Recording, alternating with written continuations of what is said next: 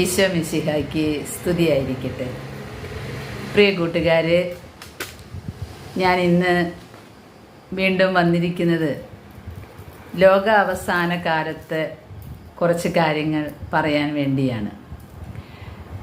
മനുഷ്യപുത്രൻ്റെ രണ്ടാമത്തെ ആഗമനത്തിൽ എന്താണ്, ആഗമനത്തിന് മുമ്പ് ഉണ്ടാകുന്ന കാര്യങ്ങൾ എന്താണെന്ന് ബൈബിളിൽ തന്നെ പറഞ്ഞിട്ടുണ്ട്. ഒപ്പം മാതാവിൻ്റെ ചില പ്രത്യക്ഷീകരണങ്ങളിൽ ഫാത്തിമായിൽ പറഞ്ഞതാണ് ഞാൻ ഇന്ന് പറയാൻ പോകുന്നത്. അതുപോലെ ഈശോയുടെ രണ്ടാം വരവിന് മുമ്പ് എന്താണ് സംഭവിക്കുക എന്ന് ഈശോ പറഞ്ഞിട്ടുള്ളത് നമുക്ക് നോക്കാം. പ്രിയ കൂട്ടുകാരെ, നമുക്ക് ഒരു നിമിഷം പ്രാർത്ഥിക്കാം.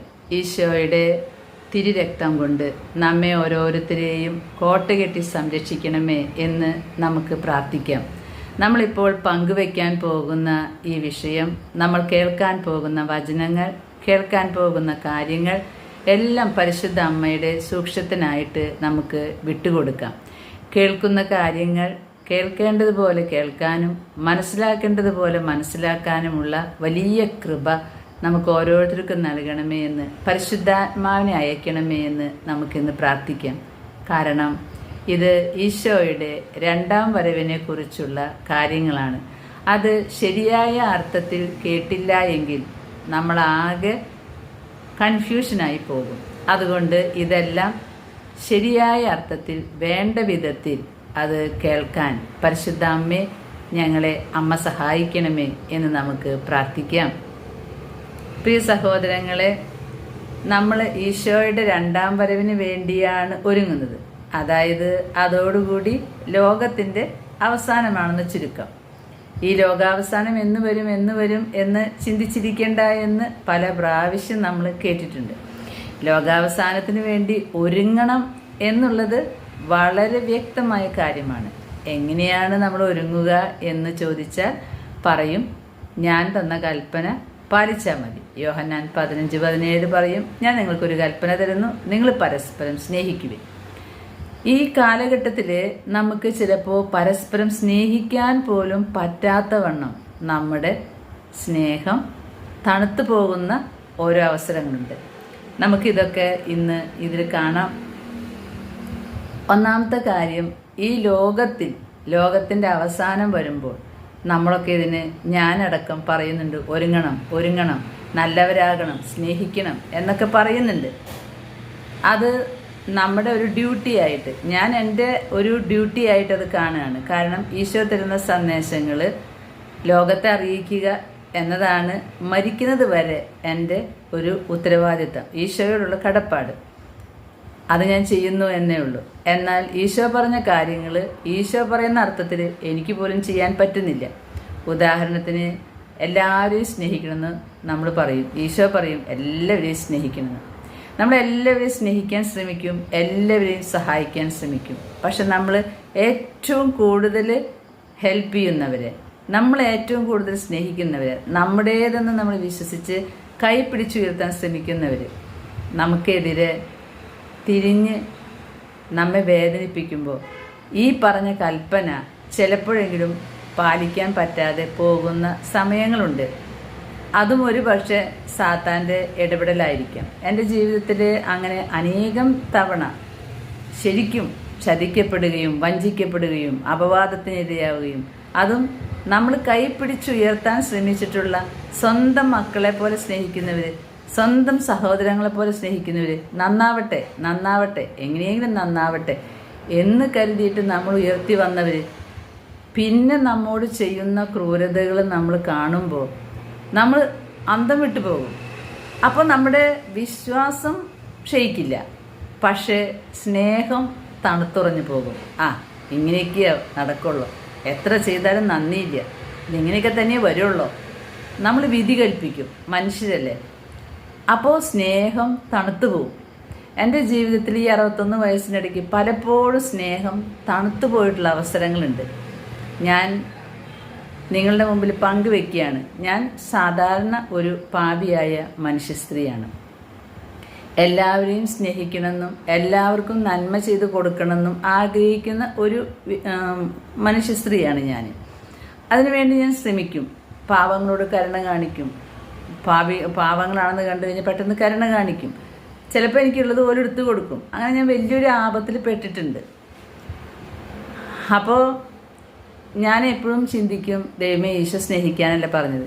പക്ഷെ ആർക്കൊക്കെ നമ്മൾ പങ്കുവെച്ച് കൊടുത്തിട്ടുണ്ടോ അവരിൽ നിന്നൊക്കെ നമുക്ക് തിരിച്ചടികൾ കിട്ടുമ്പോൾ, അത് വർഷങ്ങളായിട്ടിങ്ങനെ തിരിച്ചടി കിട്ടുമ്പോൾ, ഈ അന്ത്യകാലത്ത് സംഭവിക്കാൻ പോകുന്നൊരു കാര്യം കർത്താവ് പറഞ്ഞു, എല്ലാവരുടെയും സ്നേഹം തണുത്തു പോകും, മരവിച്ചു പോകും.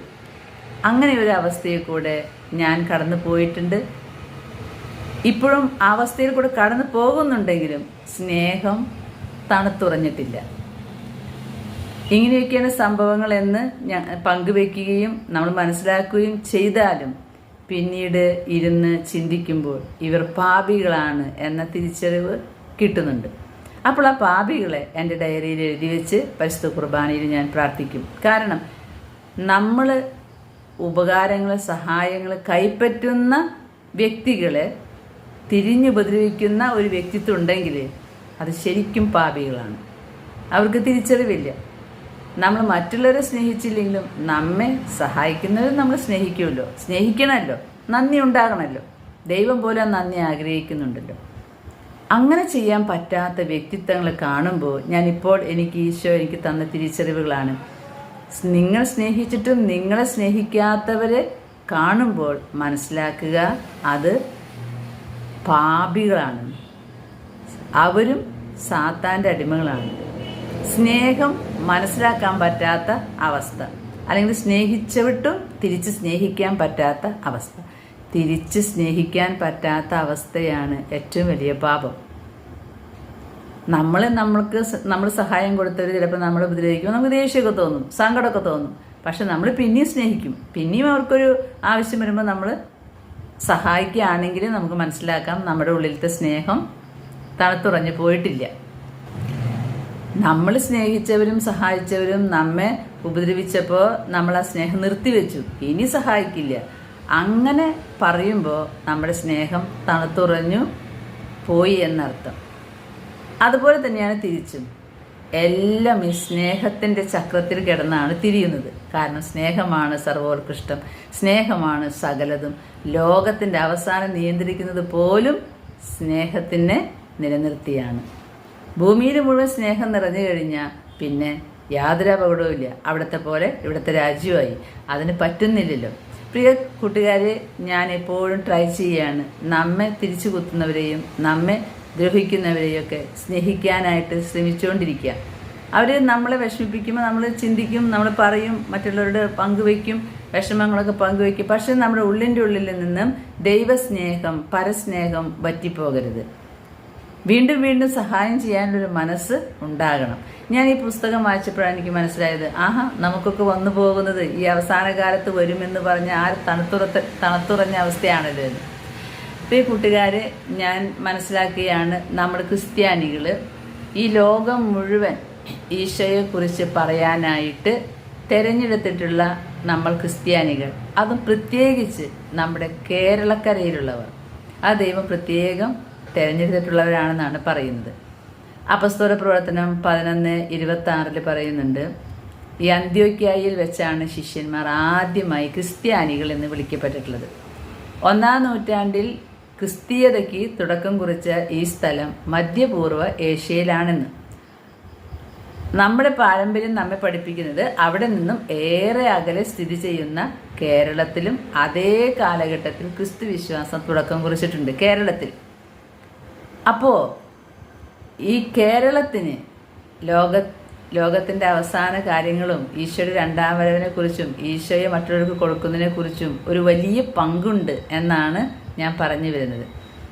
നമ്മുടെ നാടിനെ ദൈവത്തിൻ്റെ സ്വന്തം നാടെന്നല്ലേ പറയുന്നത്. അതുപോലെ തന്നെ നമ്മൾ കേരളീയരില്ലാത്ത ഏതെങ്കിലും രാജ്യമുണ്ടോ ഈ ലോകത്ത്? ആ പോകുന്നിടത്തൊക്കെ നമ്മൾ ഈശോന് കൊടുക്കുകയും ചെയ്യുന്നുണ്ട്. അതുപോലെ തന്നെ മറ്റൊരു പ്രത്യേകതയുണ്ട് കേരളത്തിന്. മറ്റുള്ള എല്ലാ അന്യജാതി മതസ്ഥരും ഇവിടെ ഒരുമിച്ച് താമസിക്കുന്ന ഒരു ഇടമാണ് കേരളം. പ്രിയ സഹോദരങ്ങളെ, നമ്മൾ കാണാൻ പോവുകയാണ്. നമ്മുടെ കേരളത്തിന് ചിലപ്പോൾ കർത്താവ് പ്രത്യേകം തിരഞ്ഞെടുത്തിട്ടുണ്ട്. ലോകത്തിൻ്റെ ഈ അവസാന കാലഘട്ടത്തെക്കുറിച്ച് മനുഷ്യരുടെ ഇടയിൽ ബോധ്യം കൊടുക്കണം എന്ന്. അത് ഒരു പക്ഷേ നമ്മളിൽ കൂടെ ആയിരിക്കാം. അങ്ങനെ ഒരു വിളിയുണ്ടെങ്കിൽ നമ്മളത് ചെയ്തേ പറ്റൂ. അപ്പോൾ നമുക്ക് വീണ്ടും ചിന്തിക്കാം. ഇന്ന് കേരളത്തിന് പറ്റിപ്പോയിട്ടുള്ള മാറ്റങ്ങൾ ശരിക്കും ആത്മീയ തലത്തിൽ ചിന്തിച്ചാൽ കരഞ്ഞിരുന്നു പോകും. നമ്മുടെ കേരളത്തിൻ്റെ അവസ്ഥ ഇന്ന് നോക്കിയാൽ, കുടുംബ ബന്ധങ്ങൾ എടുത്തു നോക്കിയാൽ, ഒരൊറ്റ സഹോദരങ്ങൾക്ക് ആത്മാർത്ഥമായ സ്നേഹം അങ്ങോട്ടും ഇങ്ങോട്ടും ഇല്ല. എപ്പോഴും കുറ്റപ്പെടുത്തലുകളും കഴിഞ്ഞു പോയ കാര്യങ്ങൾ പറയലും അങ്ങനെ കുടുംബ ബന്ധങ്ങളൊക്കെ തകർന്നുകൊണ്ടിരിക്കുക. എല്ലാ കുടുംബ ബന്ധങ്ങളിലും വിള്ളൽ സംഭവിച്ചുകൊണ്ടിരിക്കുക. മർക്കോസിൻ്റെ സുവിശേഷം 13:12 നമുക്ക് വായിക്കാം. സഹോദരൻ സഹോദരനെയും പിതാവ് പുത്രനെയും മരണത്തിന് ഏൽപ്പിച്ചു കൊടുക്കും. മക്കൾ മാതാപിതാക്കന്മാരെ എതിർക്കുകയും അവരെ വധിക്കുകയും ചെയ്യും, കൊല്ലുകയും ചെയ്യുന്നു. മക്കള് മാതാപിതാക്കളെ കൊല്ലുന്നു. നമ്മളിന്ന് അതല്ലേ കണ്ടുകൊണ്ടിരിക്കുന്നത്.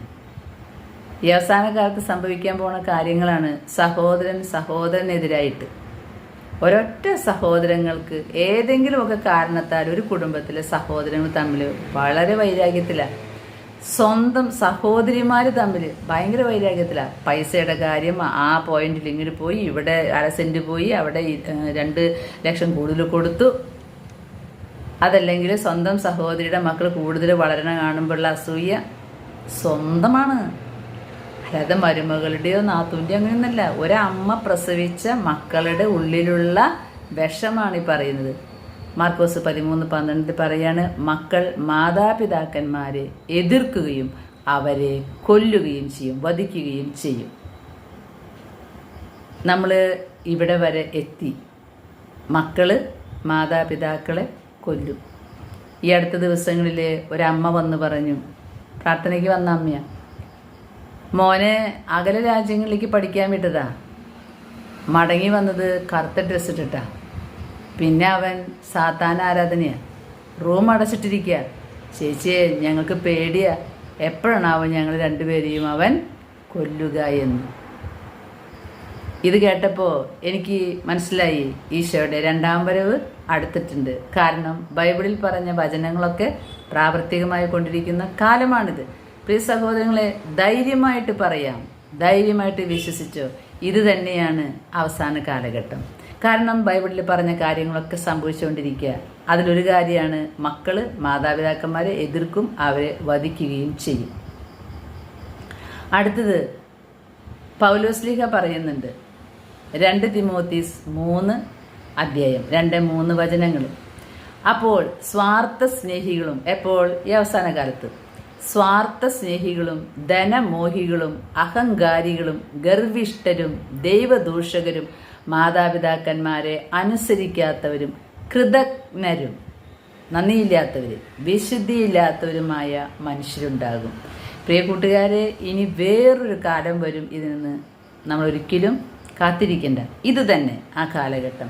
സ്വാർത്ഥ സ്നേഹികൾ, എവിടെ നോക്കിക്കോ എൻ്റെ കാര്യം നടക്കണം, എൻ്റെ കാര്യം നടക്കാനാണ് ഞാൻ ധ്യാന കേന്ദ്രത്തിലേക്ക് പോകുന്നത്. പണ്ട് അങ്ങനെയല്ല ധ്യാന കേന്ദ്രത്തിൽ പോയിരുന്നത്, മാനസാന്തര അനുഭവം ഉണ്ടാകാനാണ്.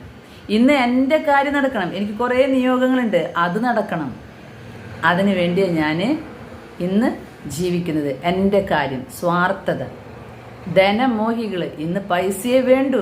ഏത് തരത്തിലുള്ളവരായാലും പൈസ മതി അവർക്ക്. ദൈവത്തിന് വിറ്റും പൈസ അവർ സമ്പാദിച്ചു കൂട്ടും.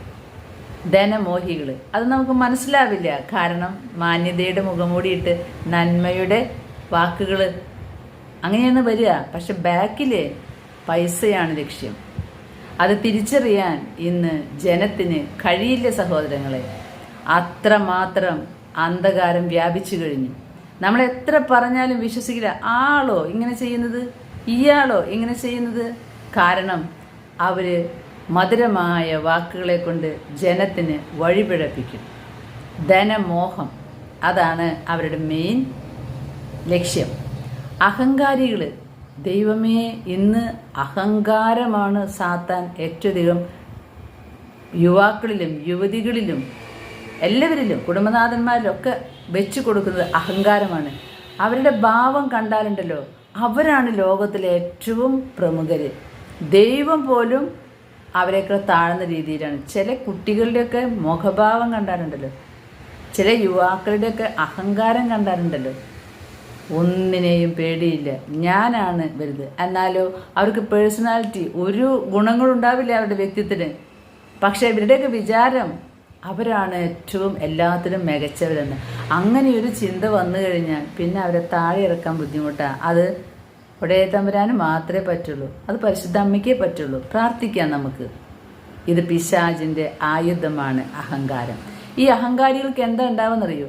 അവർ വിചാരിച്ചതുപോലെ അവസാന കാര്യങ്ങൾ എത്തിയില്ലെങ്കിൽ അതിൻ്റെ നേരെ വിപരീതമായിട്ടുള്ള നിരാശയാണ് പിശാച് കൊടുക്കുക. നിരാശ ആത്മഹത്യയിലേക്കാണ് വഴിതെളിക്കുക. ഇന്ന് ഇഷ്ടം പോലെ ആത്മഹത്യകൾ കേൾക്കുന്നില്ലേ? 7ാം ക്ലാസ് മുതലുള്ള കുട്ടികൾ എപ്പോൾ നോക്കിയാലും എൻ്റെ വാട്സപ്പിൽ വരുന്നത് ഈ ശുദ്ധീകരാത്മാക്കളെ കുറിച്ച് പറയാറുള്ളതുകൊണ്ട് ഈ കുട്ടികൾ ഇങ്ങനെ കെട്ടിത്തൂങ്ങിയതും വെള്ളത്തിൽ പോയതും ഈ നിലയ്ക്കുള്ള കാര്യങ്ങളാണ് കേട്ടുകൊണ്ടിരിക്കുന്നത്.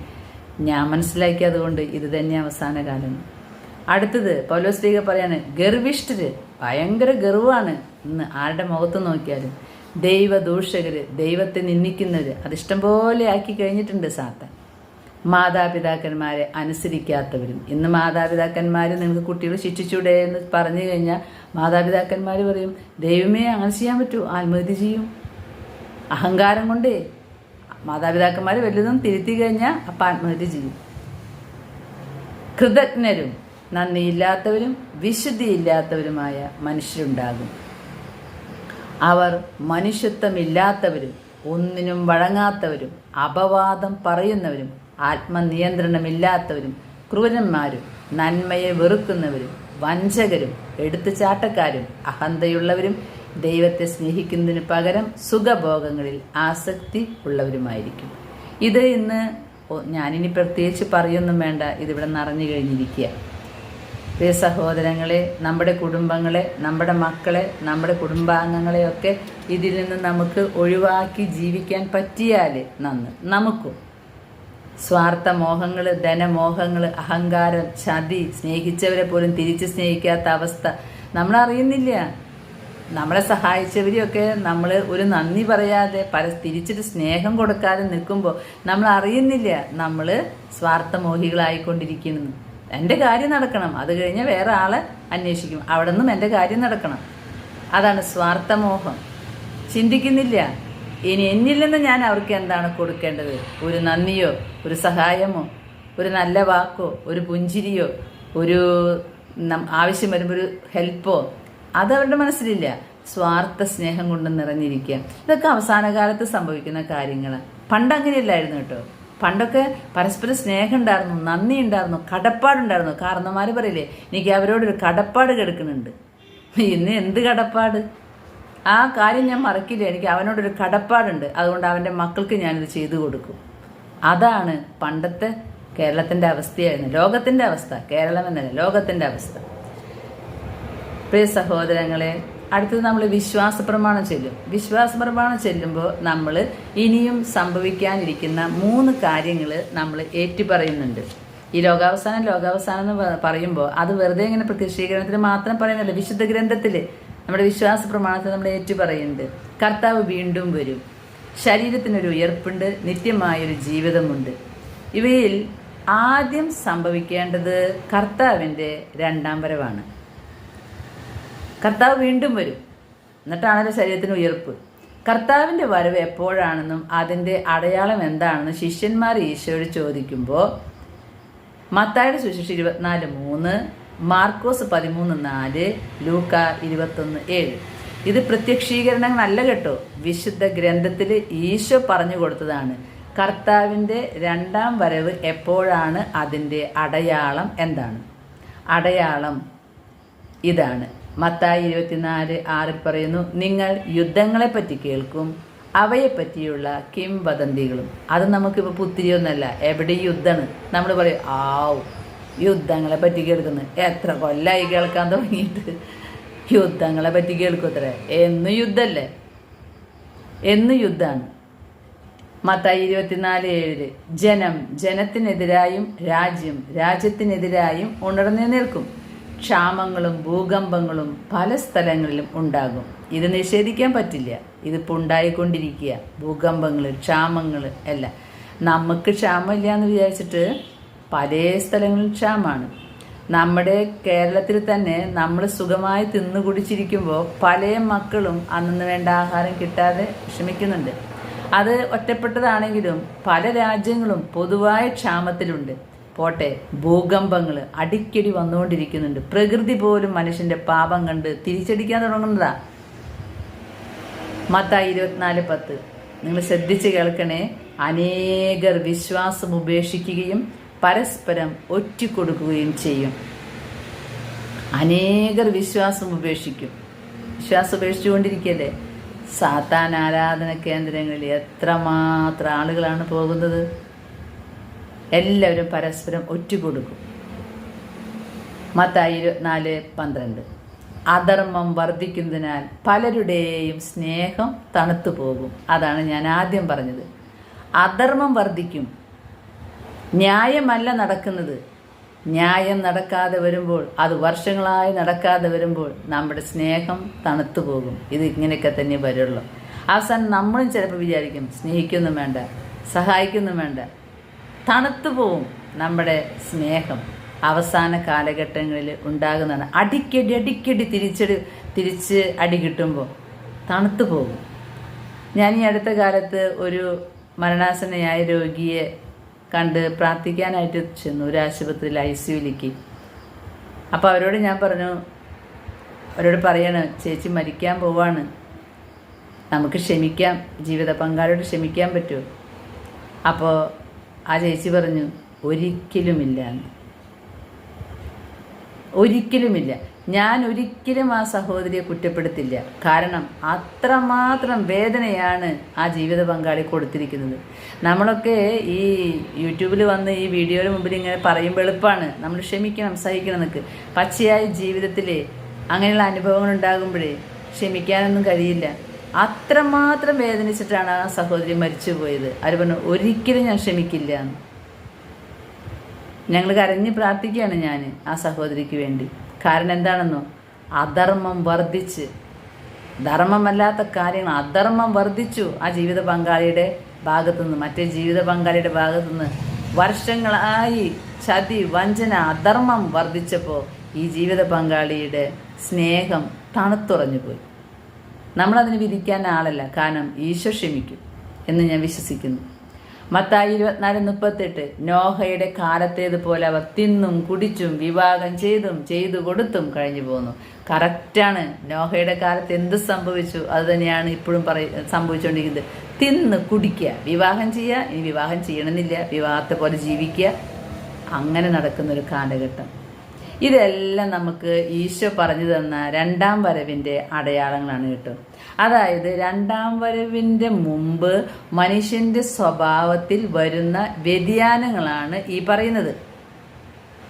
അങ്ങനെ മനുഷ്യൻ്റെ സ്വഭാവം മാറി ഒട്ടും മനുഷ്യത്വമില്ലാത്ത രീതിയിലായി മാറുമ്പോൾ രണ്ടാം വരവായി. ഈശോ പറഞ്ഞതാ, ഞാൻ വരുന്നതിനേക്കാൾ മുമ്പ് ഇതുപോലെ മനുഷ്യന്റെ ഹൃദയത്തിൽ മാറ്റങ്ങൾ സംഭവിക്കും. അവൻ കഠിന ഹൃദയനാകും, ചതിക്കും, വഞ്ചിക്കും, സ്വാർത്ഥമോഹം, ധനമോഹം, കുട്ടിക്കുക, ഇത് മാത്രമേ ഉണ്ടാവുള്ളൂ. അങ്ങനെ തിന്മ വർദ്ധിച്ചപ്പോൾ നോഹയുടെ കാലത്ത് ജലപ്രളയം കൊണ്ട് ദൈവം ലോകത്തെ നശിപ്പിച്ചു.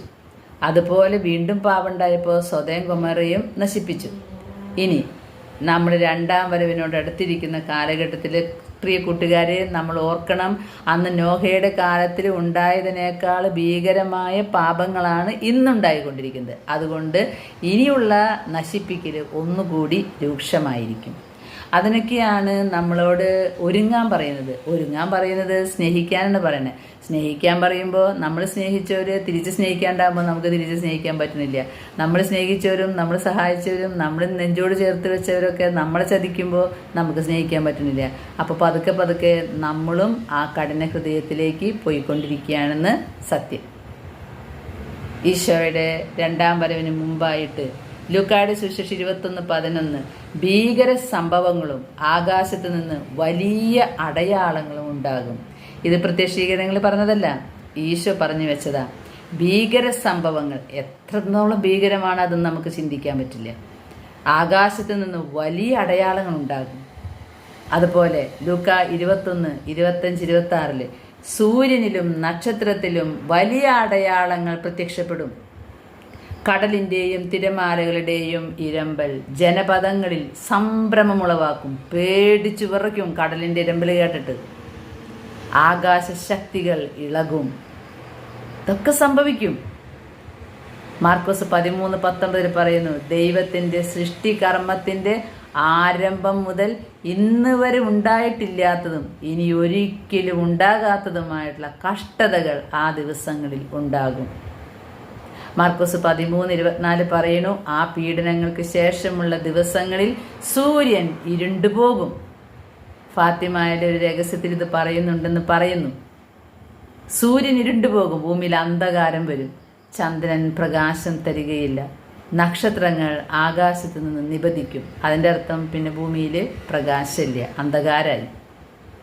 ലൂക്ക 21:22 പറയുന്നു, എഴുതപ്പെട്ടിരിക്കുന്നവയെല്ലാം പൂർത്തിയാകേണ്ട പ്രതികാരത്തിൻ്റെ ദിവസങ്ങളാണ് അവ.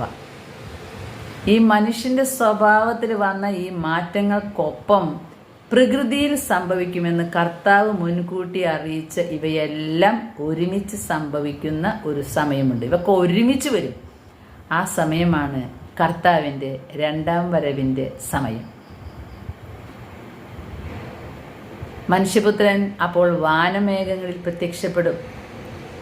മത്തായി 24:30, 37, 39, 44, മത്തായി 25:31, മാർക്കോസ് 13:26, മാർക്കോസ് 14:62, ലൂക്ക 12:40, ലൂക്ക 17:30, ലൂക്ക 21:27. ആ ദിവസത്തെക്കുറിച്ചോ മണിക്കൂറിനെ കുറിച്ചോ പിതാവിനല്ലാതെ മറ്റാർക്കും, സ്വർഗത്തിലുള്ള ദൂതന്മാർക്ക് പോലും, പുത്രന് പോലും അറിഞ്ഞുകൂടാന്നാ പറയണേ. മാർക്കോസ് 13:32 പുത്രന് പോലും അറിയില്ല എന്ന്. പക്ഷെ കർത്താവ് പറയേണ്ട ആ സമയം ഏതാണ്ട് കണക്ക് കൂട്ടി കണ്ടെത്ത്.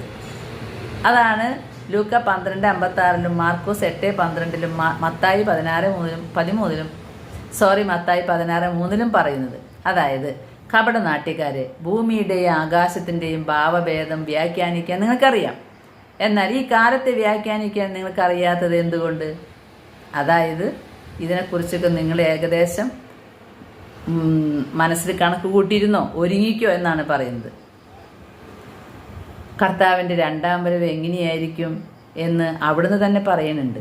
മത്തായി 24, 27, 30 കിഴക്ക് നിന്നും പടിഞ്ഞാറോട്ട് പായുന്ന മിന്നൽ പിണർ പോലെയായിരിക്കും അത്, മനുഷ്യപുത്രൻ്റെ ആഗമനം. അപ്പോൾ മനുഷ്യപുത്രൻ്റെ അടയാളം ആകാശത്ത് പ്രത്യക്ഷപ്പെടും. ഭൂമിയിൽ സർവ്വഗോത്രങ്ങളും വിലപിക്കും. മനുഷ്യപുത്രൻ വാനമേഘങ്ങളിൽ ശക്തിയോടും മഹത്വത്തോടും കൂടെ വരുന്നത് കാണുകയും ചെയ്യും. ഭൂമിയിലെ സകല മനുഷ്യരും ആ രണ്ടാം വരവ് കാണുമെന്ന് യോഹന്നാൻ ശ്ലീഹ വെളിപാടിൽ ഉറപ്പിച്ച് പറയുന്നുണ്ട്. സകല മനുഷ്യരും ആ രണ്ടാം വരവ് കാണുമെന്ന്. ഇതാ അവൻ വാനമേഘങ്ങളുടെ അകമ്പടിയോടെ ആഗതനാകുന്നു. ഓരോ മിഴിയും അവിടുത്തെ കാണും. അവനെ കുത്തി മുറിവേൽപ്പിച്ചവരും അവനെ പ്രതി മാറത്തടിച്ച് വിലപിക്കുന്ന ഭൂമിയിലെ സർവ്വഗോത്രങ്ങളും അവനെ ദർശിക്കും. ആമീൻ. വെളിപാട് 1:7. ഭൂമിയിലെ സകല മനുഷ്യരും ഒരുമിച്ച് കാണുന്ന കാഴ്ചയായതുകൊണ്ട് ഭൂമി അതിനായി ഒരുക്കപ്പെടുന്ന ഒരു കാലമുണ്ടാകണം. ഭൂമിയിലെ എല്ലാ മനുഷ്യരും കാണുമല്ലോ. ലണ്ടൻ ആയാലും കാനഡ ആയാലും ഓസ്ട്രേലിയ ആയാലും ന്യൂസിലൻഡ് ആയാലും കാണുന്നു, അമേരിക്ക ആയാലും എല്ലാം കാണുന്നു. എല്ലാവരും കാണും ഈ സംഭവം. അങ്ങനെയാകുമ്പോൾ ഭൂമിനെ മൊത്തം ഒന്ന് ഒരുക്കണ്ടേ? ആ ഒരുക്കുന്ന കാലഘട്ടമാണിത്. ആ കാലഘട്ടത്തിൽ നമ്മൾ ഒരുങ്ങേണ്ടത് എങ്ങനെയാണ്? ഞാൻ ഇന്നാളൊരു പാട്ട് ശ്രദ്ധിച്ചു. ഒരുങ്ങിയിട്ടുണ്ടോ ഒരുങ്ങിയിട്ടുണ്ടോ എന്ന് ചോദിച്ചൊരു പാട്ടുണ്ട്. അത് വിശുദ്ധിയുടെ നിറവിൽ നിങ്ങൾ എത്തിയിട്ടുണ്ടോ എന്നാണ് ചോദിക്കുന്നത്. അത് വളരെ അർത്ഥവത്തായിട്ടൊരു പാട്ടാണ്. അപ്പോൾ അതിന് ഒരുങ്ങേണ്ടത് എങ്ങനെയാണ്? ഈശോ പറയുന്ന എല്ലാവരും സ്നേഹിക്കാൻ, സ്നേഹത്തിൻ്റെ കൽപ്പന പാലിക്കാൻ. നമുക്കാണെങ്കിൽ അതിട്ട് പറ്റണമില്ല. നമ്മളെ സ്നേഹിച്ചവർ നമ്മളെ ഉപദ്രവിക്കുമ്പോൾ നമ്മുടെ കാറ്റ് പോയി, നമുക്ക് വിഷമായി. പക്ഷെ വിഷമിക്കാൻ പാടില്ല എന്നാണ് ഈശോ പറയുന്നത്. എന്തുമാത്രം സ്നേഹമില്ലാത്ത അവസ്ഥ കിട്ടിയാലും നമ്മുടെ സ്നേഹം തണുത്തു പോകാതെ സൂക്ഷിക്കണം. ഞാനിപ്പോൾ അതിനുവേണ്ടി ശ്രമിക്കുന്നുണ്ട്. കുറേ ഹെൽപ്പ് ചെയ്തവരും കുറേ നമ്മൾ സ്നേഹിച്ചവരും തിരിച്ചിങ്ങോട്ട് തന്നെ പറയുമ്പോൾ മനസ്സിൽ വിഷമമൊക്കെ ഉണ്ടാവും, ഒക്കെ പറയും. അത് കഴിയുമ്പോൾ ഞാൻ അവർക്ക് വീണ്ടും സഹായം വന്നാൽ നമ്മൾ സഹായം ചെയ്യും. നമുക്ക് അവരെ വീണ്ടും ഉയർത്തിക്കൊണ്ടുവരണം. എന്തിനാണെന്നറിയോ? രണ്ടാം വരവ് വരും, അവസാനം വരും എന്നൊക്കെ മനസ്സിലായതുകൊണ്ട് സ്നേഹം തണുത്ത് പോവാണ്ടിരിക്കാനായിട്ട് കുറേ ടിപ്സ് ഇപ്പോൾ പഠിച്ചു വെച്ചേക്കാം. മനുഷ്യരല്ലേ, സ്നേഹം തണുത്ത് പോവും. അടിക്കടി തിരിച്ചടി കിട്ടുമ്പോഴേ സ്നേഹം തണുത്ത് പോവും. അങ്ങനെ പിശാചിൻ്റെ വലയിൽ പെടാതിരിക്കാൻ ശ്രദ്ധിച്ചുകൊള്ളാനാണ് ഈശോ പറയുന്നത്. അതാണ് ഈ പാട്ടുകാരനും പറയണത്. ഒരുങ്ങിയിട്ടുണ്ടോ എന്ന് ചോദിച്ചിട്ടൊരു പാട്ടുണ്ട്. അപ്പോൾ വിശുദ്ധിയുടെ നിറവിൽ എത്താൻ നീ ഒരുങ്ങിയിട്ടുണ്ടോ എന്നാണ് ചോദ്യം. അപ്പോൾ നമുക്ക് മനസ്സിലാക്കാം, ഭൂമി മുഴുവനും കാണുന്നൊരു കാര്യമാണ് ഇത്. നമ്മൾ ചിലപ്പോൾ ചിന്തിക്കും, പിന്നെ ഭൂമി മുഴുവൻ അങ്ങനെ കാണില്ലേ? പക്ഷെ ഭൂമി മുഴുവൻ അനുഭവിച്ച ഒരു കാര്യം നമ്മൾ മറക്കരുത്. കോവിഡ് ഭൂമി മുഴുവൻ അനുഭവിച്ചതാണ്. അങ്ങനെയാണെങ്കിൽ മനുഷ്യപുത്രനായ ദൈവത്തിൻ്റെ രണ്ടാം വരവ് ഭൂമിയിലെ സകല മനുഷ്യരും കാണും. അതിനു മുമ്പ് കർത്താവ് നമ്മെ ഒരുക്കും. ആ ഒരുക്കാനാണ് നമുക്ക് പലതരം വ്യക്തികളിലൂടെ പലതരം പങ്കുവയ്ക്കലുകളിലൂടെയൊക്കെ നമുക്ക് ഈ മുന്നറിയിപ്പുകളും വചനങ്ങളൊക്കെ പറയുന്നത്. ഇന്നിപ്പോൾ ഞാൻ ഈ പറഞ്ഞ വചനത്തിൽ ഞാൻ ഇത് ഈ വചനം എടുത്ത് പറയാൻ ഒരിക്കലും ഞാൻ ഉദ്ദേശിച്ചിട്ടില്ലെങ്കിൽ ഞാനത് പറഞ്ഞത്, ഈ ചേച്ചി എപ്പോഴും പ്രത്യക്ഷപ്പെടലുകളിൽ പലതും കണ്ടു എന്നൊക്കെയാണ് പറയുന്നത് എന്നൊരു തോന്നലുണ്ടെങ്കിൽ, പ്രിയ സഹോദരങ്ങളെ, ഇത് പ്രത്യക്ഷീകരണങ്ങളിൽ മാത്രമല്ല ബൈബിളിൽ വചനങ്ങളിലും വ്യക്തമായിട്ട് പറഞ്ഞിട്ടുണ്ട് എന്നാണ് നമ്മൾ മനസ്സിലാക്കേണ്ട സത്യം. ഇത് ഫാത്തിമയിലെ സന്ദേശത്തോടു കൂടി ഒന്ന് കണക്ട് ചെയ്താൽ, ഫാത്തിമയിലെ ഈ മൂന്നാമത്തെ സന്ദേശം പ്രസിദ്ധീകരിച്ചിട്ടില്ല എന്നാണല്ലോ, ശരിക്കും പ്രസിദ്ധീകരിച്ചിട്ടില്ല. പക്ഷേ ഈ ഫാത്തിമയിലെ മൂന്നാമത്തെ രഹസ്യം വിശദീകരണ സഹിതം വെളിപ്പെടുത്താൻ താൻ നിർദ്ദേശിച്ചിട്ടുള്ളതായിട്ട് പരിശുദ്ധ പിതാവ് ജോൺ പോൾ രണ്ടാമൻ മാർപ്പാപ്പ വ്യക്തമാക്കുന്നുണ്ട്. അതെങ്ങനെയാണെന്നോ, അത് കുറച്ച് വിശദീകരണത്തോടു കൂടെ അത് വെളിവാക്കണമെന്ന് 2000 മെയ് 13 പ്രഖ്യാപിച്ചിട്ടുണ്ട്. അത് ജൂൺ 26 പ്രസിദ്ധപ്പെടുത്തി. അതിൽ 2 പ്രവാചകാത്മക സന്ദേശങ്ങൾ അടങ്ങിയിട്ടുണ്ട്. ആദ്യ ദർശനത്തിൽ ദൈവനീതിയുടെ മാലാക ലോകത്തെ അഗ്നി കൊണ്ട് ശിക്ഷിക്കാനായി ഓങ്ങി നിൽക്കുന്നുണ്ട്. മാതാവ് അത് തടഞ്ഞു നിർത്തുന്നു. മാലാക വലതുകരം ഭൂമിയിലേക്ക് ചൂണ്ടി ഉച്ചത്തിൽ പറയുന്നു, പ്രായച്ചിത്തം എന്ന്. പ്രായച്ചിത്തം ചെയ്യണമെന്ന് ഈ കാലഘട്ടത്തിൽ 1917 പറയുന്നത്. 2025 നമ്മൾ നിൽക്കുന്നത്. 20ാം നൂറ്റാണ്ടിന് ശേഷം വരുന്ന കാര്യങ്ങളാണ് പറഞ്ഞത്. കഴിഞ്ഞ പങ്കുവെക്കൽ നമ്മൾ കണ്ടല്ലോ, 443 വർഷം മുമ്പ് മാതാവ് പറഞ്ഞു വെച്ച കാര്യം. അതിലെ മരിയാനയെ സഹിക്കാനാണ് വിളിച്ചത്. 400 വർഷങ്ങൾക്കും ശേഷം മനുഷ്യരുണ്ടാകുന്ന പാപത്തിന് പരിഹാരം ചെയ്യാൻ അവളെ തിരഞ്ഞെടുത്തത്, ആ മദറിനെ. ഇവിടെ ഫാത്തിമയുടെ 2ാമത്തെ ദർശനത്തിൽ മാർപ്പാപ്പ കുറേ ശവശരീരങ്ങളുടെ മുമ്പിലൂടെ പ്രയാസപ്പെട്ട് നടക്കുന്നതും അങ്ങനെ വധിക്കപ്പെടുന്നതാണ്. 3ാമത്തെ രഹസ്യത്തിൽ സഭയ്ക്കും ക്രിസ്ത്യാനികൾക്കുമെതിരായി നിരീശ്വര സംഹിതകൾ നയിക്കുന്ന യുദ്ധത്തെ സംബന്ധിച്ചിട്ടുള്ളതാണ്. ഇന്നതാണ് നടന്നുകൊണ്ടിരിക്കുന്നത്. 3ാമത്തെ രഹസ്യം അവസാന കാലത്ത് വിശ്വാസികൾ അനുഭവിക്കേണ്ട പീഡനങ്ങളെക്കുറിച്ച് പറയുന്നുണ്ട്. ഇതിൻ്റെയൊക്കെ അർത്ഥം, അത് ലൂസിയായോട് ദൈവനീതിയുടെ മാലാക, ശവശരീരങ്ങളുടെ കൂമ്പാരം, ശിഥിലമായ പട്ടണം, ഇതൊക്കെ വ്യാഖ്യാനങ്ങളുണ്ട് ഇതിന്. ലോകത്തിൻ്റെ അവസാനത്തെക്കുറിച്ചുള്ള ദർശനമാണിത്. ഇത് സിസ്റ്റർ ലൂസിയ 1982 പരിശുദ്ധ പിതാവിന് എഴുതിയ ഒരു കത്തിൽ പറഞ്ഞിട്ടുണ്ട്. നല്ലവർ രക്തസാക്ഷികളാകും, പരിശുദ്ധ പിതാവ് വളരെയധികം സഹിക്കേണ്ടി വരും, നിരവധി രാജ്യങ്ങൾ തുടച്ചു നീക്കപ്പെടും. ഇതാണ് അതിൽ അവസാനിക്കുന്ന ഭാഗത്തുള്ളത്. ബാക്കിയുള്ളത് അവിടെ എടുത്തു വെച്ചേക്കാം രഹസ്യമായിട്ട്. നിരവധി രാജ്യങ്ങൾ തുടച്ച് നീക്കപ്പെടും. അവസാന കാലഘട്ടത്തിൽ സംഭവിക്കാനിരിക്കുന്നതാണ് ഇത്. ഈ അവസാന കാലഘട്ടത്തിൽ 3ാമത്തെ രഹസ്യത്തിൽ ഇങ്ങനെയും ഒരു വാണിംഗ് ഉണ്ട് എന്ന് പറഞ്ഞ് എനിക്കൊരു പുസ്തകം കിട്ടിയിരുന്നു. വിശുദ്ധ കന്യക സംസാരിക്കുന്നു എന്ന് പറഞ്ഞൊരു കൊച്ചു പുസ്തകം. അതിൽ ഈ മാതാവ് കൊടുത്ത സന്ദേശത്തിൽ പരിശുദ്ധ അമ്മ പറയുന്നുണ്ട് ഈ അവസാന കാലത്തിൻ്റെ കാര്യങ്ങൾ. സിസ്റ്റർ ലൂസിയ ഈ സന്ദേശം പിയൂസ് 12 മാർപ്പാപ്പയ്ക്ക് കൊടുത്തു. പക്ഷേ അദ്ദേഹം അത് വായിച്ചു നോക്കിയിട്ട് പുറത്തു വിട്ടില്ല. അദ്ദേഹത്തിൻ്റെ കാലശേഷം ജോൺ 23 മാർപ്പാപ്പ സന്ദേശം വായിച്ചു. പക്ഷേ അതിൻ്റെ ഉള്ളടക്കം രഹസ്യമാക്കി വയ്ക്കാൻ പറഞ്ഞു. കാരണം അത് പൊതുജനങ്ങൾ ഉണ്ടാക്കിയേക്കാവുന്ന പ്രതികരണമാണ്. പോൾ 6 മാർപ്പാപ്പ ഈ സന്ദേശം വായിച്ചിട്ട് അത്യധികം ശോകാധീനനായി. ഭാഗികമായി പ്രസിദ്ധപ്പെടുത്താൻ അനുവാദം കൊടുത്തു. 1963-64 ഉണ്ടായിട്ടുള്ളത്. അമ്മ മാതാവ് ലൂസിയോട് പറഞ്ഞു, എൻ്റെ കുഞ്ഞെ, 1950-നും 2020-നും ഇടയ്ക്ക് എന്തൊക്കെയാണ് നടക്കാൻ പോകുന്നതെന്ന് നീ ലോകത്തോട് പറയണം. ദൈവം നമുക്ക് തന്ന കൽപ്പനകൾ മനുഷ്യൻ അനുസരിക്കുന്നില്ല. സാത്താൻ സമർത്ഥമായി ഈ ലോകത്തിൽ ചുറ്റിക്കറങ്ങിക്കൊണ്ട് മനുഷ്യനെ പരസ്പരം വെറുപ്പിനെ അധീനരാക്കുന്നു.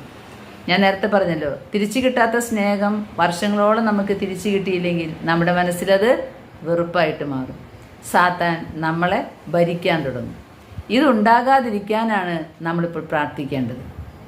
നമ്മുടെ മനസ്സിൽ വെറുപ്പ് വരാതിരിക്കണം. സാത്താൻ വെറുപ്പാണ് നിക്ഷേപിക്കുന്നത്. അതുപോലെ ലോകത്തെ ഒരു നിമിഷം കൊണ്ട് ഭസ്മീകരിക്കാൻ ശക്തമായ ആയുധങ്ങൾ നിർമ്മിക്കപ്പെടുന്നു. തിന്മ ലോകത്തിൽ ശക്തിപ്പെടുന്നു. മനുഷ്യൻ പരസ്പരം വെറുക്കുന്നതിലേക്കുമായി സാത്താൻ വിദ്വേഷത്തിൻ്റെ വിത്തുകൾ വിതയ്ക്കുന്നു. ജനങ്ങൾക്ക് ദൈവവിശ്വാസം നഷ്ടപ്പെടുകയും മനുഷ്യവർഗം നാശത്തിലേക്ക് കുതിക്കുകയും ചെയ്യുന്നു. സഭയ്ക്ക് ദുരിതത്തിൻ്റെ കാലം വരും. റോമിനെതിരെ യുദ്ധമുണ്ടാവുകയും പുരോഹിത സന്യാസ സമൂഹങ്ങളിൽ ഭിന്നിപ്പും മത്സരവും രൂക്ഷമാവുകയും ചെയ്യും. ദൈവം പ്രപഞ്ചശക്തികളെ അഴിച്ചുവിടും. അഗ്നി, ജലം, കൊടുങ്കാറ്റ്, അതിവർഷം, ദുഷ്കര കാലാവസ്ഥ, അതിശൈത്യം, ഭൂകമ്പം മുതലായവയെ മനുഷ്യനെ പീഡിപ്പിക്കാൻ അനുവദിക്കുകയും അത് സാവധാനം ഭൂമിയെ നശിപ്പിക്കാൻ തുടങ്ങുകയും ചെയ്യും. ഈ കാലഘട്ടമാണത്. യേശുവിൽ വിശ്വസിക്കാതിരിക്കുകയും അവിടുത്തെ വചനങ്ങൾ അനുസരിക്കാതിരിക്കുകയും ചെയ്യുന്നവരാണ് മരണമടയുക. അവർ ലൗകിക സുഖങ്ങൾക്കായി മാത്രം ജീവിക്കുന്നവരായിരിക്കും. ഈ മരണം എനിക്ക് തോന്നുന്ന ആത്മീയ മരണമാണ്. അവിടുത്തെ വചനങ്ങൾ അനുസരിക്കാതിരിക്കുന്നവർ ആത്മീയമായ മരണം സംഭവിക്കും. ആയിരങ്ങൾക്ക് നിമിഷങ്ങൾക്കകം ജീവൻ നഷ്ടപ്പെടും. നമ്മെ കാത്തിരിക്കുന്ന പീഡനം സങ്കല്പിക്കാൻ പോലും കഴിയാത്തത്ര ഭീകരമായിരിക്കും. അത് നേരത്തെ വചനത്തിൽ വായിച്ചല്ലോ. എങ്കിലും അത് നിശ്ചയമായി സംഭവിക്കുക തന്നെ ചെയ്യും. തന്നെ തിരസ്കരിക്കുന്നവരെ ദൈവം ശിക്ഷിക്കുക തന്നെ ചെയ്യും. അവനിൽ വിശ്വസിക്കുകയും വിശ്വസ്തത പുലർത്തുകയും ചെയ്യുന്നവർ ഈ ദുരിതങ്ങളെ അതിജീവിക്കുകയും വിശ്വാസത്തിൽ ശക്തരാവുകയും ചെയ്യും. ഒരുപക്ഷെ ചിലരൊക്കെ രക്തസാക്ഷികളാകും. അല്ലാത്തവർ, ദൈവം തിരഞ്ഞെടുത്തവർ ഈ വിശ്വാസത്തിൽ ദൃഢത പുലർത്തും.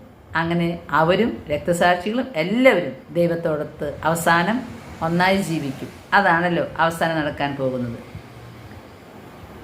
ജനങ്ങൾ ദൈവത്തിലേക്ക് തിരിയുന്നില്ലെങ്കിൽ ലോകം രക്ഷിക്കപ്പെടുകയില്ലെന്ന് മാത്രമല്ല, നിരവധി പേർ നശിക്കുകയും ചെയ്യും. എല്ലാവരും ദൈവത്തിലേക്ക് തിരിയാനും പ്രാർത്ഥനയിലും പ്രായശ്ചിത്തത്തിലും മുഴുകുവാനും ഈ സന്ദേശം ലോകം മുഴുവൻ സ്വന്തക്കാരിലും ബന്ധക്കാരിലും അറിയിക്കണം എന്നാണ് കർത്താവ് പറയുന്നത് ഈ പരിശുദ്ധ അമ്മയുടെ പ്രത്യക്ഷീകരണത്തിലൂടെ. അതുപോലെ പറയുന്നുണ്ട്, എല്ലാവരും സമാധാനത്തെക്കുറിച്ച് സംസാരിച്ച് പ്രത്യാശയും നിലനിൽക്കുകയാണ് ഈ വിപത്ത് സംഭവിക്കുക എന്ന്. ഉന്നത പദവിയിലിരിക്കുന്ന ഒരു മനുഷ്യൻ ഗൂഢാലോചനയുടെ ഫലമായി വധിക്കപ്പെടും. അതോടുകൂടെ യുദ്ധവും കലാപങ്ങളും ആരംഭിക്കും. ശക്തമായൊരു സൈന്യം യൂറോപ്പിൽ കടക്കുന്നതോടുകൂടെ സർവനാശകമായ ആണവ യുദ്ധം പൊട്ടിപ്പുറപ്പെടും. സ്ഫോടന ഫലമായി ഉണ്ടാകുന്ന ആണവ പ്രസരമുള്ള വൻ കാർമേഘ പടലം സർവസംഹാരിയായി തീരും. 72 മണിക്കൂർ നേരത്തേക്ക് അന്ധകാരം ഭൂമിയെ വലയം ചെയ്യും. നമ്മൾ നേരത്തെ വചനത്തിൽ കണ്ടല്ലോ, സൂര്യൻ കെട്ടുപോകും, ചന്ദ്രൻ പ്രകാശം തരില്ല, നക്ഷത്രങ്ങൾ നിവദിക്കും. അന്ധകാരം തന്നെയാണല്ലോ വരിക. ലോക ജനസംഖ്യയിൽ 1/3 മാത്രം ഈ വിപത്തിനെ അതിജീവിക്കുകയും ഒരു പുതിയ കാലഘട്ടത്തിലേക്ക് പ്രവേശിക്കുകയും ചെയ്യും. ഒരു വലിയ ഭൂകമ്പം മൂലം ഭൂമി 8 മണിക്കൂർ നേരം ഇളകിയാടും. ദൈവമാണ് ലോകാധിപനെന്ന് തെളിയിക്കുന്ന 3ാമത്തെ അടയാളമായിരിക്കും ഇത്. വിശുദ്ധ ജീവിതം നയിച്ച് ഈ സന്ദേശങ്ങളിൽ വിശ്വസിച്ച് സ്നേഹത്തിൽ ജീവിക്കുന്നവരെല്ലാം രക്ഷിക്കപ്പെടും. അവസാനം പിതാവിനോടൊത്ത് നിത്യമായി ജീവിക്കുകയും ചെയ്യും. പിന്നെയുള്ള ലോകത്ത് പാപം, ദുഃഖം, രോഗം, മരണം ഒന്നും ഇല്ലാത്ത ഒരു ലോകമായിരിക്കും. പ്രിയ കൂട്ടുകാരെ, ഇത് ഫാത്തിമയിലെ ഒരു കുഞ്ഞു പുസ്തകത്തിൽ നിന്ന് കിട്ടിയിട്ടുള്ളതാണ്. എത്രയോ വർഷങ്ങൾക്ക് മുമ്പാണ് ഇതെനിക്ക് കിട്ടിയിട്ടുള്ളത്. എന്തായാലും ഇതിൽ പറഞ്ഞ കാര്യങ്ങളെല്ലാം സംഭവിക്കും. അത് നമ്മൾ വചനത്തിൽ കണ്ടല്ലോ. ഇതിൻ്റെ പുസ്തകത്തിൻ്റെ ബാക്കി ഞാൻ നിങ്ങൾക്ക് വേറൊരു ദിവസം പങ്കുവെക്കുമ്പോൾ അത് വായിച്ച് നിങ്ങൾക്ക് തരാം. പ്രിയ സഹോദരങ്ങളെ, നമ്മൾ കണ്ട എല്ലാ കാര്യങ്ങളും നമ്മുടെ മനസ്സിൽ എഴുതി വയ്ക്കാം. നമുക്ക് അതിലേറ്റവും അധികം നമ്മൾ മനസ്സിലാക്കേണ്ട കാര്യം, സാത്താൻ വെറുപ്പിൻ്റെ വിദ്വേഷത്തിൻ്റെ വിത്ത് നമ്മളിൽ വിതയ്ക്കുകയാണ്. അതെങ്ങനെയാണ് വിതയ്ക്കുക? തിരിച്ചു കിട്ടാത്ത സ്നേഹം. ഞാൻ ഇന്നാൾ പങ്കുവച്ചല്ലോ, തിരിച്ചു കിട്ടാത്ത സ്നേഹം മനസ്സിൻ്റെ വിങ്ങലാണ്. ആ വിങ്ങലിങ്ങനെ ഇരുന്നിരുന്നാൽ എവിടെ നോക്കിയാലും സഹോദരങ്ങൾ തമ്മിൽ സ്നേഹമില്ലെങ്കിൽ കുറേ വർഷം കഴിയുമ്പോൾ പോട്ടെ, അവൻ അവൻ്റെ വഴിക്ക് പോട്ടെ, അവൾ അവളുടെ വഴിക്ക് പോട്ടെ, തണുത്തു. മാതാപിതാക്കളിൽ നിന്ന് കിട്ടേണ്ട സ്നേഹം കിട്ടിയില്ലെങ്കിൽ മക്കളിൽ നിന്ന് മാതാപിതാക്കൾക്ക് കിട്ടേണ്ട സ്നേഹം, ഇന്നേത് മാതാപിതാക്കൾ, വൃദ്ധ മാതാപിതാക്കൾ, സ്വന്തം പേരിൽ പൈസ ഇല്ലാത്തവർ ഒക്കെ അനാഥമന്ദിരങ്ങളിലല്ലേ? അല്ലെങ്കിൽ പെൺകുട്ടികളെ വീട്ടിൽ പൊക്കോ. കുറേ കുറവുകളുണ്ടാവും, നാവ് കൊണ്ട് കുറേ കുറ്റമൊക്കെ പറഞ്ഞിട്ടുണ്ടാവും. പക്ഷേ ഒരൊറ്റ അമ്മമാരെ ഇന്ന് വേണ്ട. ഞാൻ ലോകം മുഴുവനും അങ്ങനെയാണെന്നല്ല പറയുന്നത്. പക്ഷെ ഒരുപാട് അമ്മമാരിപ്പോൾ ഒന്നുകിൽ പെൺകുട്ടികളുടെ വീട്ടിൽ അല്ലെങ്കിൽ എങ്ങനെയെങ്കിലും തള്ളി ഓരോ ആശ്രമങ്ങളിലേക്ക് ആക്കാൻ ശ്രമിച്ചുകൊണ്ടിരിക്കുക. സ്നേഹം തണുത്തുപോയി. ഇനി കൂട്ടുകാർ, നമ്മൾ സ്നേഹിക്കും, നമ്മൾ അവരെ നെഞ്ചോട് ചേർത്ത് വെച്ച് അവരെ ഉയർത്തിക്കൊണ്ടുവരാൻ പോകും. അവിടെ നിങ്ങളുടെ ഒരു സ്നേഹവും ഇല്ല. നമ്മൾ മനസ്സിലാക്കിയത് വഞ്ചനയാണ്, ഇത് ചതിയാണ്, സ്വാർത്ഥ സ്നേഹം, സ്വാർത്ഥ ലാഭമാണ് ഇതിൻ്റെ ലക്ഷ്യമെന്ന് തിരിച്ചറിയുമ്പോൾ, അങ്ങനെ വർഷങ്ങളോളം തിരിച്ചറിയുമ്പോൾ നമ്മുടെ സ്നേഹം തണുത്തു പോകും. നമ്മളിൽ ചെറുതായി വിദ്വേഷം വരും, വെറുപ്പ് വരും. സാത്താൻ ഇതാണ് നോക്കിയിരിക്കുന്നത്. എന്തിനാണ് അവൻ ഈ സ്നേഹം തണുപ്പിക്കുന്നത്? മനുഷ്യ ഹൃദയങ്ങളിൽ വെറുപ്പുണ്ടാക്കാൻ. പ്രിയ സഹോദരങ്ങളെ, നമുക്ക് കരുതലോടെ ഇരിക്കാം. ചിലപ്പോൾ ജീവിത പങ്കാളി സ്നേഹിക്കുന്നുണ്ടാവില്ല, മക്കൾ സ്നേഹിക്കുന്നുണ്ടാവില്ല, നമ്മളെ ഹെൽപ്പ് ചെയ്തവർ നമ്മളെ സ്നേഹിക്കുന്നുണ്ടാവില്ല, നമ്മുടെ ഓഫീസിലുള്ളവർ നമ്മളെ സ്നേഹിക്കുന്നുണ്ടാവില്ല, എവിടെയും നമ്മുടെ സഭാ സമൂഹങ്ങളിൽ സ്നേഹിക്കുന്നുണ്ടാവില്ല. അപ്പോൾ നമ്മുടെ സ്നേഹം തണുത്തുറഞ്ഞു പോകാതിരിക്കാൻ നമുക്ക് ശ്രദ്ധിക്കാം. നമുക്കതിനെ ഫൈറ്റ് ചെയ്യാൻ വലിയ ബുദ്ധിമുട്ടാണ്. ഈ സ്നേഹമില്ലാത്തവരെ സ്നേഹിക്കുക എന്ന് പറഞ്ഞാൽ വലിയ ബുദ്ധിമുട്ടാണ്. പക്ഷെ എന്നാലും നമുക്ക് പരിശുദ്ധ അമ്മയോട് പറയാം, ഞങ്ങളുടെ സ്നേഹം തണുത്തുറഞ്ഞു പോകുന്നു, ഇങ്ങനെയൊക്കെ കാണുമ്പോൾ ഞങ്ങൾക്ക് ദേഷ്യം വരുന്നു. പരിശുദ്ധ അമ്മേ, ആത്മാവിനെ ഞങ്ങളിലേക്ക് അയക്കണമേ. അന്ത്യകാലത്തേക്കുള്ള ഒരുക്കം, ഭൂമി ഇളകുകയോ ആടുകയോ ഒക്കെ ചെയ്തോട്ടെ, പക്ഷെ നമ്മുടെ സ്നേഹം തണുത്ത് വറ്റാതിരിക്കാൻ നമുക്ക് പരിശുദ്ധ അമ്മയോട് പ്രാർത്ഥിക്കാം. അമ്മയാണല്ലോ രണ്ടാം വരവിന് ഈശോയോടൊപ്പം ഉണ്ടാവുക, മനുഷ്യരെ ഒരുക്കുക. ഈശോയുടെ രണ്ടാം വരവിന് വേണ്ടി അമ്മയാണ് നമ്മളെ ഒരുക്കുന്നത്. പ്രിയ സഹോദരങ്ങളെ, പ്രാർത്ഥിക്കാം നമുക്ക്. സ്നേഹം തണുത്തുറഞ്ഞ് പോകാതിരിക്കട്ടെ. എത്ര സ്നേഹമില്ലാത്ത പ്രതികരണങ്ങളും മറ്റുള്ളവരിൽ നിന്ന് കിട്ടിയാലും ഉള്ളിൻ്റെ ഉള്ളിൽ വെറുപ്പ് വരാതിരിക്കാൻ നമുക്ക് ദൈവത്തോട് പ്രാർത്ഥിക്കാം. ഞാനിപ്പോൾ അതാണ് ചെയ്തുകൊണ്ടിരിക്കുന്നത്. എത്ര സ്നേഹം തിരിച്ചു കിട്ടിയില്ലെങ്കിലും, എത്ര സ്വാർത്ഥ ലോകത്തോടെ പ്രവർത്തിച്ചാലും ദൈവമേ അവരോട് പൊറുക്കണേ, അവരെ സ്നേഹിക്കാനുള്ള കൃപ തരണമേ എന്ന് നമുക്ക് പ്രാർത്ഥിക്കാം. ദൈവം നമ്മെ ഓരോരുത്തരെയും അനുഗ്രഹിക്കട്ടെ. ആമേൻ.